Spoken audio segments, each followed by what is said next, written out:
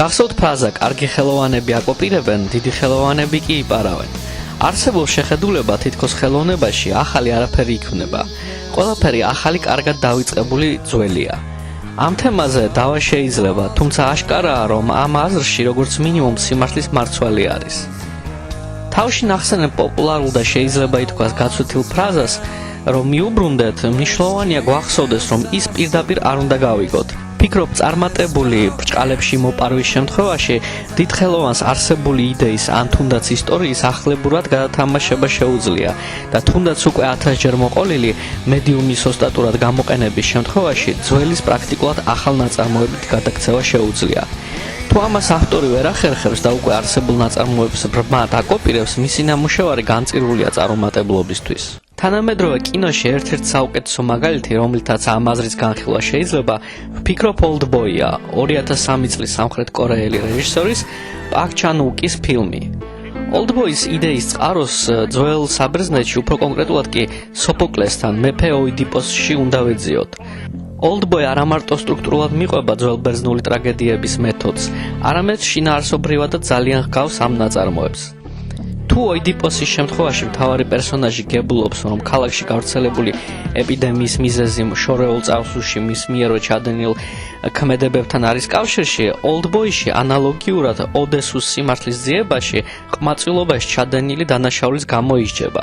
ძველბერძნული ტრაგედიები მიზეზ შედაგობრივ პრინციპს ეფუძნებოდნენ, რაც იმას გულისხმობდა, რომ ყველაფერს, რასაც ნაწარმოებში ვხედავთ, უნდა ჰქონდეს თავისი მიზეზი.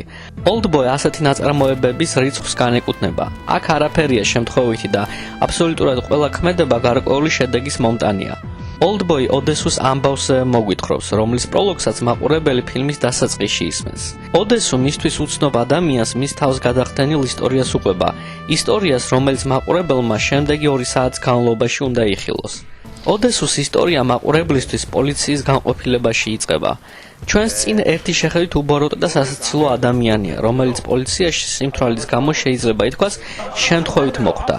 აქ მნიშვნელოვანია, რომ ფილმის რეჟისორი ამ პერსონაჟზე პირველ შთაბეჭდილებას ქმნის. ეს არ არის პერსონაჟი, რომლისგანაც საგმირო საქმეებს შეიძლება ელოდო, მაგრამ ამავდროულად მის მიმართ მაყურებელს ნამდვილად შეიძლება გაუჩნდეს ემპათიის გრძნობა.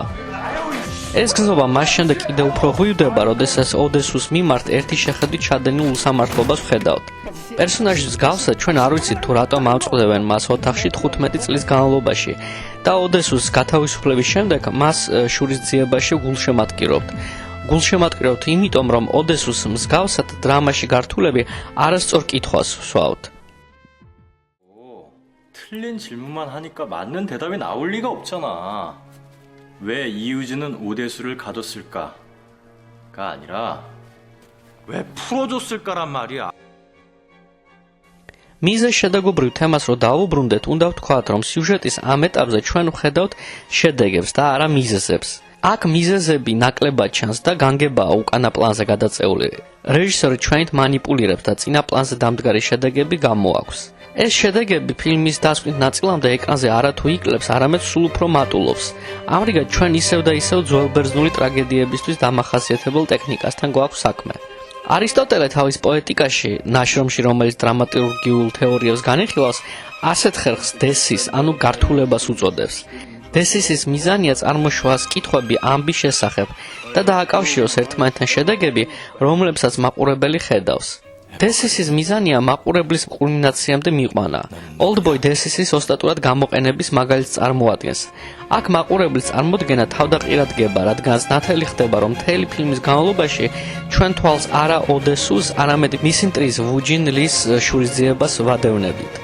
აქ ოდესუ საშინელ სიმართლეს იგებს და ოიდიპოსის მსგავსად ხვდება, რომ არსებული შედეგები მის მიერვე წარსულში ჩადენილი ქმედებების გამო დგება.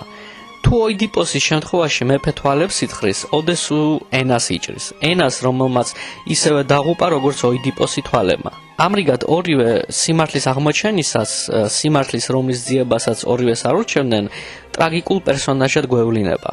ისევე როგორც ოიდიპოსი, ოდესუ, რომელიც მთელი ფილმის განმავლობაში პროტაგონისტის როლში გვევლინებოდა, კულმინაციისა შეიძლება ითქვას ანტაგონისტად იქცევა. ოდესუ განწირულია უბედურებაზე, მას შურისძიების არანაირი საშუალება არ აქვს, მაშინაც კი, როდესაც გონია, რომ მისი მტრის მოკლა შეუძლია.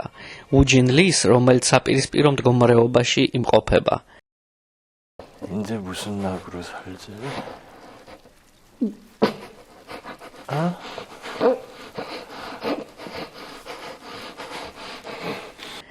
ამიტომაა, რომ შურისძიების დასრულების შემდეგ უჯინ ალი თავს იკლავს, მას ცხოვრებაში აღარავითარი მიზანი არ რჩება.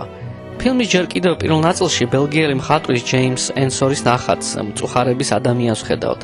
აქ რთულია გაარკვიოთ ტირის თუ იცის მასზე გამოსახული ადამიანი. ფილმის დასასრულს ამ ნახატს ოდესუს სახის გამომეტყველების მეშვეობით უბრუნდებით.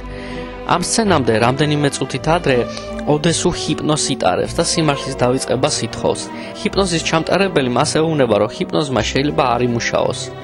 ოდესუს სახის გამომეტყველების დანახვისას რთულია გაარკვიო, იცინი ის თუ ტირის, ამიტომ ჩვენ ღია ფინალის მომსწრენი ხვდებით.